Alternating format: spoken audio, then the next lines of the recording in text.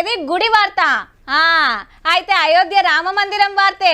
మూడో నాడు భక్తులు ఎట్లొచ్చింది, సౌలతులు ఎట్లున్నాయి, గుడోళ్ళు ఏమంటుండ్రు, చుట్టుముట్టు బిజినెస్లు ఎట్లా నడుస్తున్నాయి, బస్సుల సంగతి ఏంది, కొత్త రైళ్లు ఎన్ని నడుస్తున్నాయి, భక్తులు ఎంత పైకం చదివిచ్చిర్రు, కడమ గుడి ఎప్పటి వరకు కట్టేస్తారు, గా ముచ్చట్లు కావచ్చు అంటారు కదా.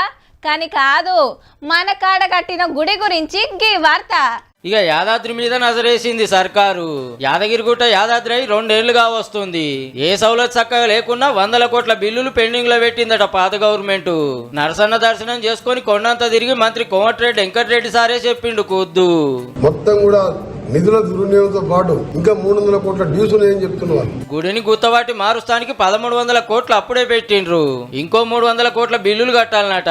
అంటే 1500 కోట్ల రూపాయలు ఖర్చు అయినాయి. ఇంత పెట్టినా ఎండాకాలంలో కొండ మీద బండలు కాలుతాయి, ఆనకాలంలో వరదలు బారుతాయి.